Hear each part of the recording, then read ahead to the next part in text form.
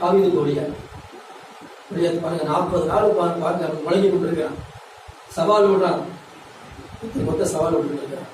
தாவீது பாருங்க, அவன் ஈட்டி இல்லை, பட்டயம் இல்லை, யுத்த ட்ரெஸ் கூட அவனுக்கு கிடையாது. இவன் நம்பி போறதெல்லாம் எது தெரியுமா? கர்த்தருடைய நாமம், கர்த்தருடைய நாமம், கர்த்தருடைய நாமம். அல்லேலூயா. நீ நிந்திக்கிற ஸ்தோத்திரம், சேனைகளுடைய கர்த்தரின் நாமத்தில் வருகிறேன். நீ நிந்திக்கிற சேனைகளுடைய கர்த்தரின் நாமத்தில், அவ்வளவுதான், ஒண்ணு கிடையாது. கூழாங்கல நம்பல, வேற எந்த ஒரு ஆயுதத்தை நம்பல. நம்பிக்கை எதுதான்? கர்த்தரி நாமம், கர்த்தரி நாமம், கர்த்தரி நாமம்.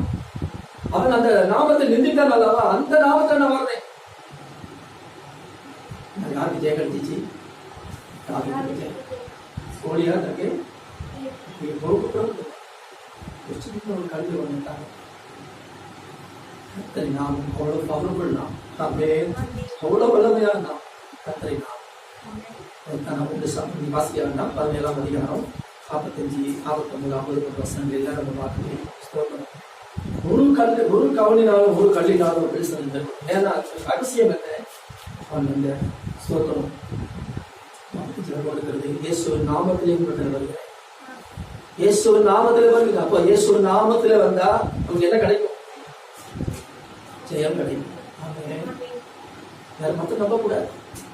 அவ்வளவு திறமை இருக்கிறது, அவ்வளவு ஆயுதம் இருக்கிறது, அவ்வளவு அனுபவம் இருக்கிறது, அவ்வளவு பலம் இருக்கிறது, அது ஒன்றும் செல்லுபடியாக எல்லாம் போட்டுக்கணும். எல்லாம் ஜீரோ தான். ஒன்னே ஒண்ணு மாத்திரம் 100% மார்க் போடணும். என்ன? இயேசுவின் நாமம். இயேசு நாமத்தை நம்பி இருக்கிறீங்கன்னா நீங்க 100க்கு 100.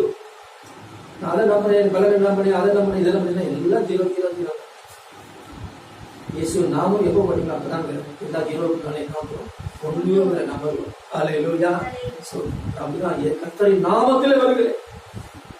ஒரே ஒரு இருக்கு, யாருமே நினைச்சு பார்க்க முடியாத ஒரு பயங்கரமான ஒரு வெற்றி. ஆமென்.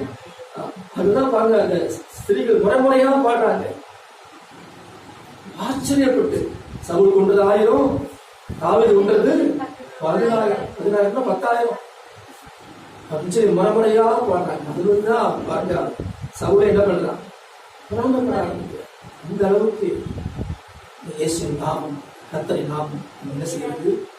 வெற்றியை கொடுக்கிறது, வாழ வைக்கிறது, ஆசீர்வதிக்கிறது, உயர்த்துகிறது. ஆமென். இயேசுவின் நாமத்தை வாயில் வச்சுட்டு பயப்பட வேண்டிய அவசியம். அல்லேலூயா. ஒரு மனுஷன் துப்பாக்கி வச்சுட்டு திருடனை பார்த்து ஏதோ பயமாக்கு சொல்றது போல ஒரு கதையா. பயப்பட வேண்டாம்.